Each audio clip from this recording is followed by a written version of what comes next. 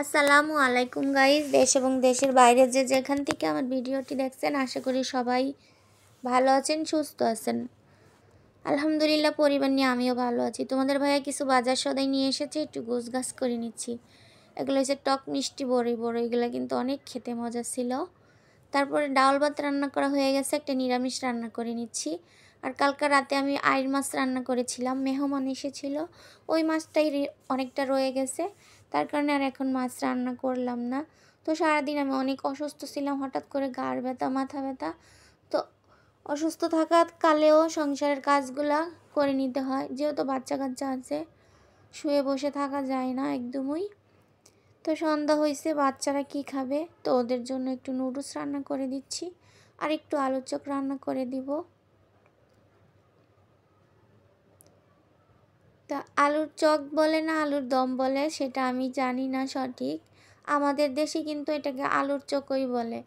তো আমি এখন আলুর চপ রান্না করার জন্য এখানে পেঁয়াজ, কাঁচামরিচ আর দিচ্ছি হলুদ, মরিচ, লবণ, ধনিয়ার ফাঁকি দিয়ে আদা রসুন দিয়ে এখন একটু কষিয়ে নিচ্ছি সুন্দর মতো।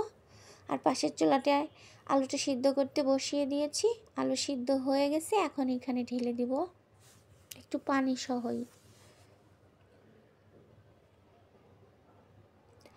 তো এটা কিন্তু কষানোর মতো, মানে কাঁচাও রান্না করা যায়, তবে সিদ্ধ করে রান্না করলে বেশি একটু ভালো হয়, এই কারণে আমি সিদ্ধ করেই রান্নাটা করে নিচ্ছি। তো এখন একটু জিরার ফাঁকি দিয়ে দিলাম,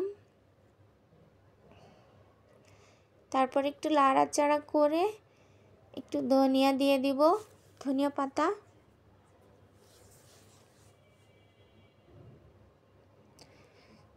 আর আমরা তো 12 মাসেই ধনিয়া পাতা খাই, কিন্তু শীতের দিন আসলে আমি অনেক বেশি খাই ধনিয়া পাতা।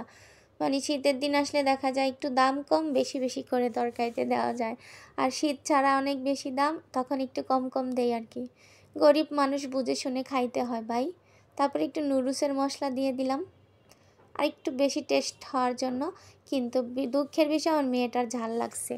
তারপরে কিন্তু রাতের বেলা চলে এসেছি আমার জালের বাসায় হাঁসের মাংসের দাওয়াত খেতে। তো এই যে একটু একটু করে তোমাদের সাথে শেয়ার করে নিলাম চুপি চুপি।